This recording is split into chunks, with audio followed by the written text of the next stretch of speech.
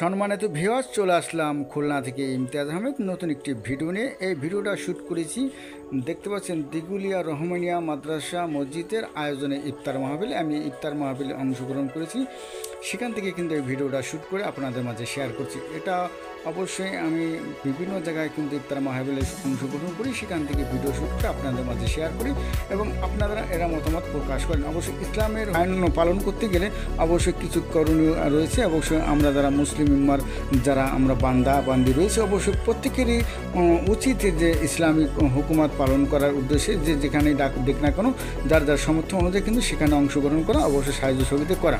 তার ধারাবাহিক কিন্তু আমি এখানে উপস্থিত হয়েছি এবং এই ভিডিওটা শ্যুট করছি।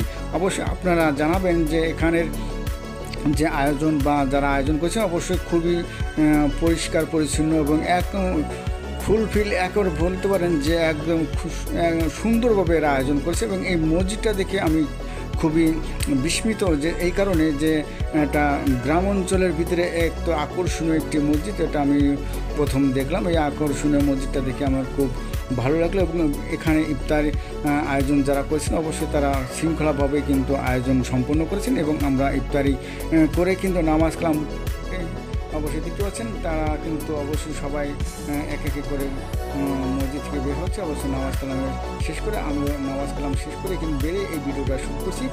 নামাজের পরেই দেখতে পাচ্ছেন এখানে কিন্তু অনেক মোটরসাইকেল, অনেক লোকজন সমাগম হয়েছে। এখানে বিভিন্ন অঞ্চল থেকে কিন্তু এখানে লোক সমাগম হয়েছে, তারা মহাবিলে অবশ্যই অংশগ্রহণ করেছি। এবং আমি এই ফাঁকে যখন আপনি একটু সময় পেলাম, যেহেতু আমি মোবাইল থাকে আমার কাছে, আমি কন্টেন্ট ক্রিয়েটর হিসেবে আমার কেমন জানি মনে হয় যে ভিডিও শ্যুট না করলে ভালোই লাগে না, তাই ভিডিওটা শ্যুট করলাম। কেমন হয়েছে দারুণ, ধন্যবাদ সবাইকে। আসসালামু আলাইকুম, ভালো থাকবেন সবাই।